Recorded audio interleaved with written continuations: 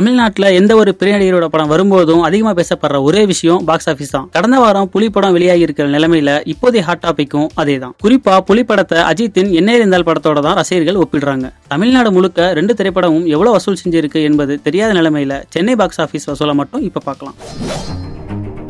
புலி என்னை அறிந்தால் ஒரு முக்கியமான விஷயம், இந்த வீடியோவில் என்ன இருந்தால் மட்டும் புலி படத்தோட வசூலை மட்டும் தான் கம்பேர் பண்றோம்.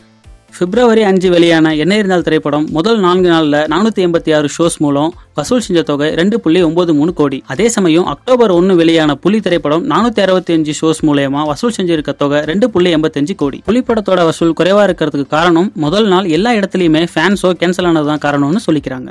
இதனால வெள்ளி சனி ஞாயிறுன்னு அந்த 3 நாட்களை மட்டும் எடுத்துக்கிட்டு இந்த நாட்கள்ல இந்த 2 படமோட வசூலையும் ஒப்பிட்டு பார்த்ததுல என்ன இருந்தால் 2.18 கோடியும் புலி 2.19 கோடியும் வசூல் செஞ்சிருக்கு.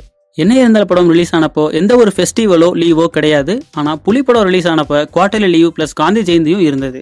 அத்தோடு என்ன இருந்தால் படத்துக்கு பாசிட்டிவ் ரிவ்யூஸ் வந்திருந்தது, ஆனா புலி படத்துக்கோ நெகட்டிவ் ரிவ்யூஸ். இப்படிப்பட்ட சூழ்நிலையில இந்த 2 படத்தையும் கம்பேர் பண்ணி யார் படத்தோட வசூல் அதிகம் அப்படிங்கறத சரியா சொல்றது கொஞ்சம் கஷ்டம். ஆனாலும் முன்னாடி சொன்ன விஷயங்களை வச்சு பார்க்கும்போது என்ன இருந்தால் படம் மூலம் இப்போதைக்கு அஜித் தான் ரேஸ்ல முன்னணியில இருக்கிறாரு. அடுத்து வரவிருக்கும் வேதாளம் இதை விட அதிகமா வசூல் செய்யுமா, அதை விஜய் அட்லி படம் முறியடிக்குமா என்றதை 2 படமும் ரிலீஸ் ஆன பிறகு பார்க்கலாம்.